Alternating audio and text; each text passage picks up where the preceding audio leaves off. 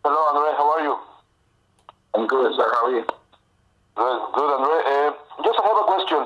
How difficult is the race right now for being the number one pound by pound? How difficult is it for?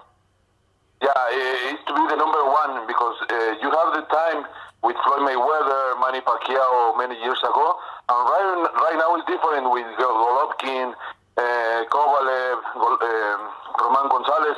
So how different is this race in comparing the seasons or the times?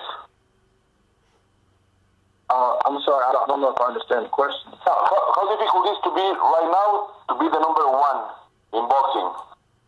I mean, it's I don't know. It's a tough question, to answer.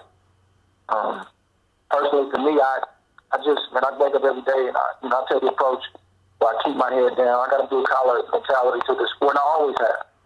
I disappear, I go to work with my team, and then we show up, on fight night, and we try to put on the absolute best performance we can. And, we let the people who vote have a vote.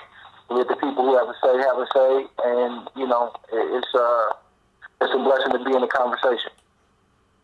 And do you feel that today the fans are looking for more aggressive style than a technician style, than a elegant style, or what is your perception about that? I think it depends on who you talk to, and I think everybody has to be careful when they say the fans because they don't speak for all the fans. It amazes me that you'll have one person speak for all fans, all boxing fans all over the world, and I don't know about them, but personally, I'm in the streets meeting these people, talking to these people from state to state, and even going to the UK. Like I don't always get the same response that I might read or hear about. So I think everybody has to be careful when they speak for the fans. I think that's been a narrative over the last, I don't know how many years, where that's like the thing where if it's not blood and guts, toe to toe, then we don't want to see it. That's kind of the narrative and the story that's being pushed out there.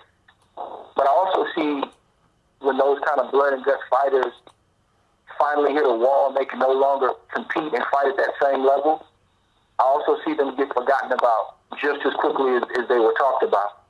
And I also know that when I look at my history and I look at the sport of boxing, the greats that I saw, the ones that helped mold my style and the ones that helped me get to the place where I am today, the guys that were on top for 10 years, 8 years, 7 years, they can do it all. They can bang with you when it was to their advantage. They can outbox you when it was to their advantage. They can do it all. So I think it's a matter of who's saying what, and I think it's a matter of educating the boxing fans because the true education is very simple. If you love boxing, yes, you may have a certain style that you favor, but A, you respect all fighters because they get in there and they risk their life. And furthermore, if you love boxing, you love it all. I appreciate the boxer. I appreciate the boxer puncher. I appreciate the brawler who maybe doesn't have the skill to box. I appreciate it all. So I think it's pigeonholing the sport, and I think it's really selfish to just act as if one style is the only style that all fans across the world want to see and that everybody else is not worth watching. I think that's inaccurate, and I don't think that's the way the sport should be represented. I hope that wasn't too long.